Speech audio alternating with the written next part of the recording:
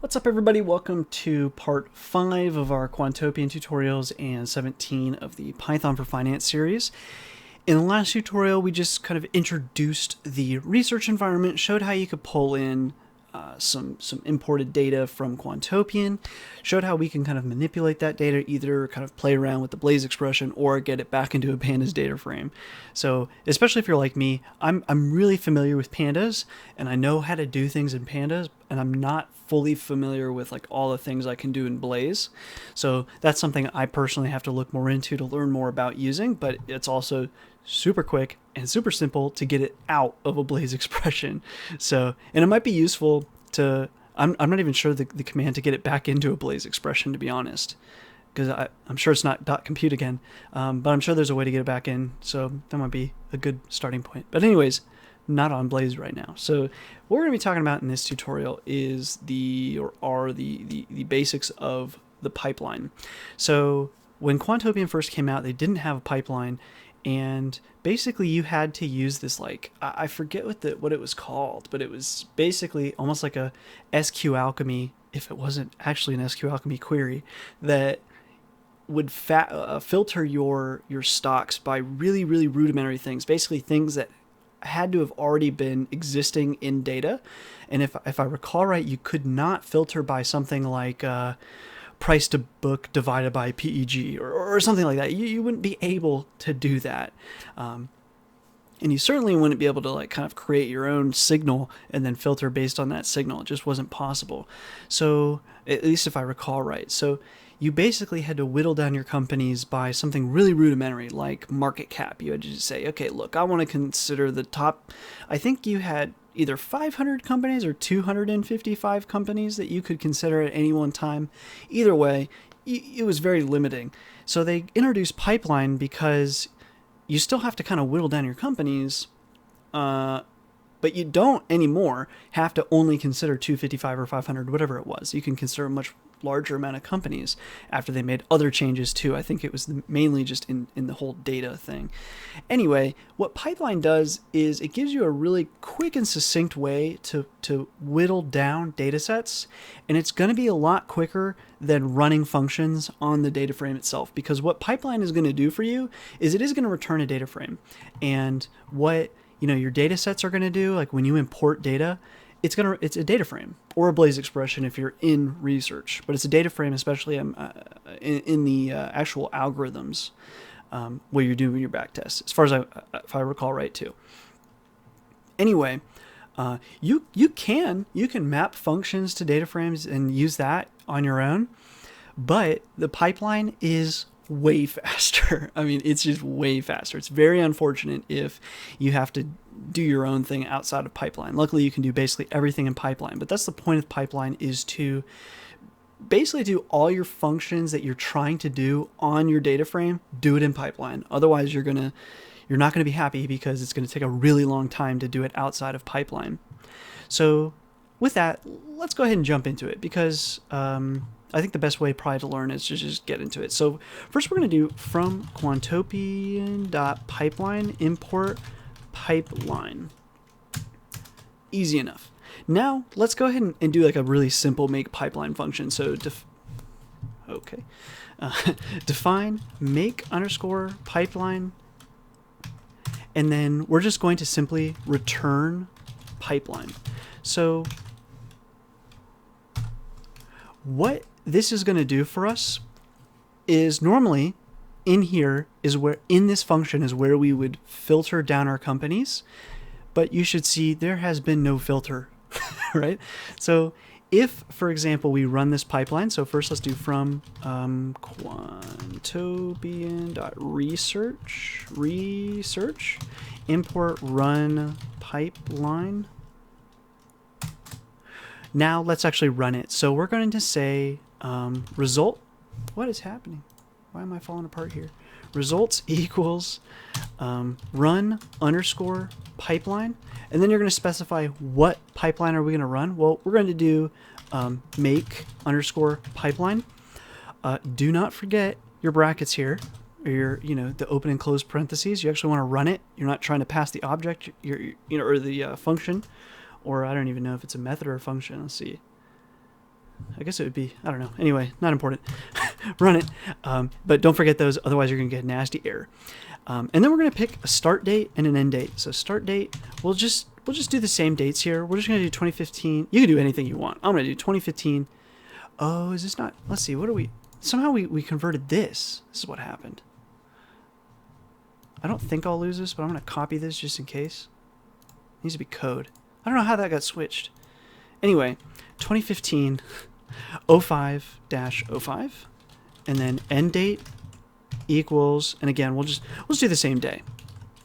Normally you wouldn't do this, but Pipeline is going to pull from like thousands and thousands of companies, and then when we go to pull pricing information and stuff, if we're just on one day, it's just going to go a little quicker. And for now, I'm just trying to show you examples. So I'm going to run that. Cool. And just for the record, let me run this without the brackets, just so you see the error that you're going to get. Because a lot of times these errors, not to the fault of Quantopian, errors in general are just hard. So here, function has no attribute to execute plan. The only time I've ever seen this error is when I forget to put my parentheses here. So just as a warning, because this is a really common thing to forget to put there. Okay, so now that we've done that, let's go ahead and result. What do you think result is? Right? It's a pandas data frame, of course. Actually, let me see. Let's do dir result. So I'm actually not sure because pipeline came from research, or run pipeline did. So let's do, or not dir, type. Okay, it is a data frame. Just making sure. Result.head. And so what we have is a bunch of tickers. And if we did len result, we would see how many we have. In this case, it's 8,240 tickers. So we have not filtered this at all. So now let's talk about how we might actually filter it. And just in case, I'm going to add some space here. I just don't want to run over my face, or have my face run over the code rather. So now what we're going to do is basically, we don't really need to import pipeline again. The only thing I'm going to import again is sentiment, because I'm pretty sure, did we pull it out here? No, we didn't. I guess I won't, but I'm pretty sure this is going to give us a problem if I don't. And then the Q1500, I think, yep, we've already imported. So I'm gonna just rebuild the make pipeline function now. So define make pipeline, and if we get an error, it'll only help me to show you more errors. Whoops. No doubt. Okay, make I want it to go away. I don't want to stare at that while I build this function. Much better. Make pipeline. So I'm used to, like, when I'm typing in a field, for example, like let's say like a chat box on something, right? You press shift enter to not send the message, right? And go to a new line, and you press enter to send the message. So that's why here I'll probably keep doing that, doing shift enter, which runs it on an IPython notebook. Anyway, I'm an amateur. Sentiment factor is going to equal now sentiment, which we imported, dot sentiment underscore signal, which is a column. So remember, sentiment comes in at the moment it's through a Blaze expression, but we can treat this very much like a pandas data frame. So sentiment signal is just that column. And then we're going to apply a factor. In our case, that factor is latest. Really simple factor. Now, we have factors and we have filters, and I think we even have something new with classification maybe or something. Anyway, let's go to the docs. And let's scroll down to pipeline. You've got, let me see if I can do factor, filter. Yeah, so you've got base classes here. You got factors, filters, and classifiers. We're not going to talk about that for now, but a factor basically is going to give you a number. It's going to give you a number back. Now a filter is a Boolean, right? It's going to give you a true or false. So, and then a classifier, I guess, will give you a categorical output. And that's fairly new. And I don't know about bound column. But anyways, at least to start, we're just going to concern ourselves with factors and filters. And just know, again, a factor will give you a value. Filter will give you a Boolean expression, or a Boolean expression. Anyway, this is our factor that we're going to use. Okay, so now we're going to say, what's our universe? So our universe of companies that we're willing, or we're interested in knowing information on, basically. So that's going to be the Q1500 US.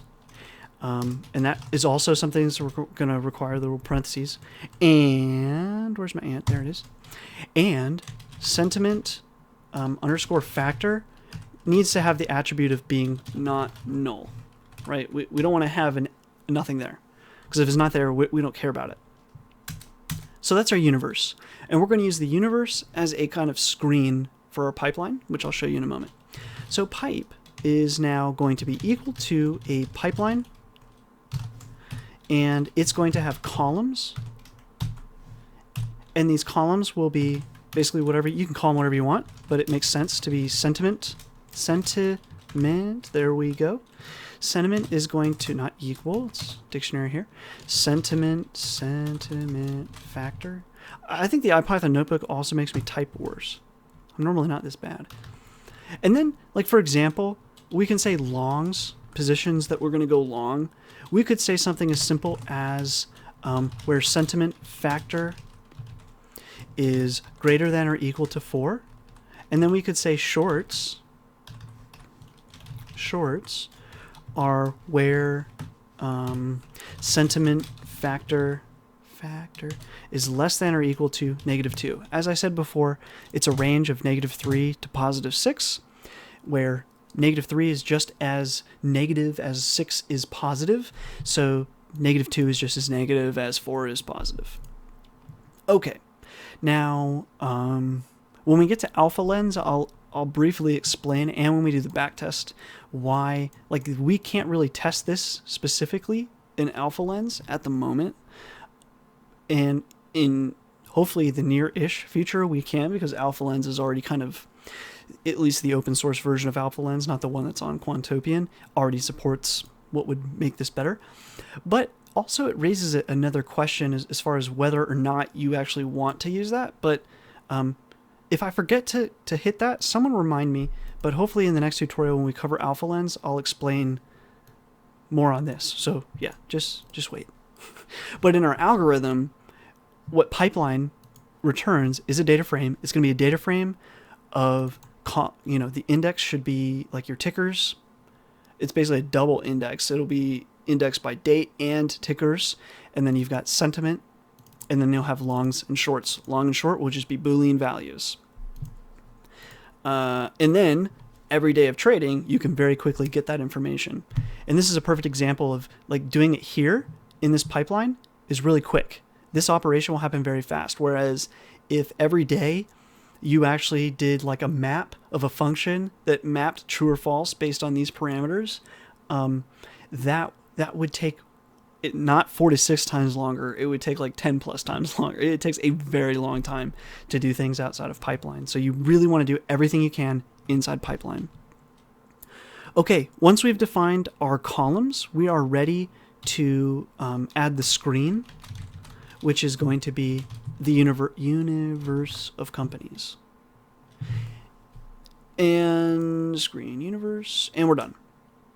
I'm just trying to make sure I closed everything off here. Looks good to me. So when we're done, we're going to just simply return pipe. Looks good. Let's get a result. Let's say result is equal to run pipeline. What's the pipeline we want to run here is make pipeline. Don't forget the parentheses.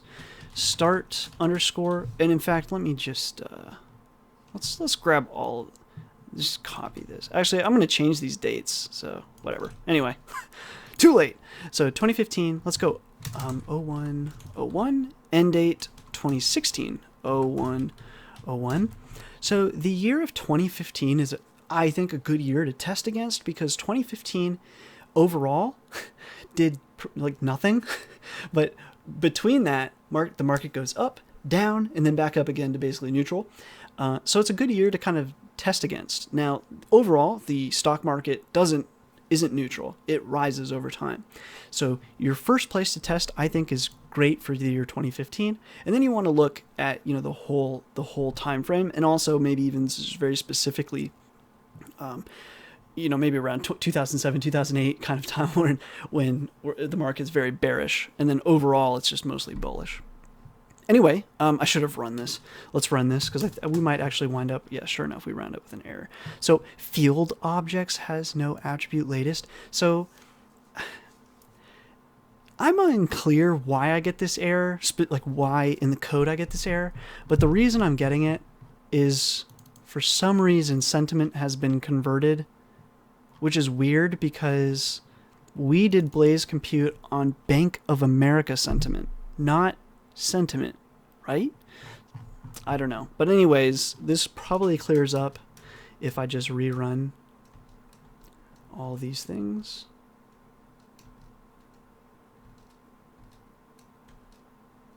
Almost there, maybe? I don't know where I am. Continue, make pipeline, good, good, good.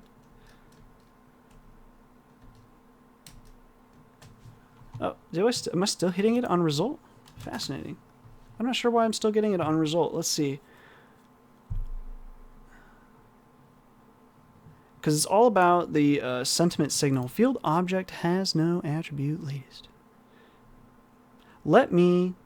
Fine. Let's go. Len result. Let me just go here, and let me just do from Quantopian dot. Oh. Here's what the problem is. Okay. I would normally probably edit this out, but I'm going to leave it here just because this is probably a valid issue. So up here, we're doing quantopian.interactive.data.syntax import sentiment. That's a Blaze expression. Down here, where we don't want to be using Blaze. We want to use the actual pipeline data. I told you I would fix this before I got to it, and I didn't. Sorry. So, okay, from quantopian.pipeline.data.syntax import sentiment. Syntax import sentiment. There we go. So that was the issue. So don't forget to get out of the interactive data and use the actual pipeline data when you're going to try to stuff it through a pipeline. I wonder if you converted it, if you did Blaze compute, if this would have been acceptable. It's a good question, actually. Anyway, not important. So we got a result. Let's go ahead and just look at it real quick. Result.head. Sure enough, there you can see the dual index here, date, and then all the equities. We have yes, whether we would long and short. This is going to be useless to us until we get to well, I guess it wouldn't totally be useless. But anyways, we're not going to use it until we get to, because we can't do the whole bit. Never mind. I'll explain in Alpha Lens why we can't use that. Anyway, we have the sentiment data, and what we're interested in now is to know not, I guess it's a good time to talk about it, not necessarily whether or not, 4 and -2 is a good number, right? Because that's our strategy. Our strategy is to trade based on, we're going to assume a sentiment of 4 or above is good and -2 or below is bad. That's our strategy.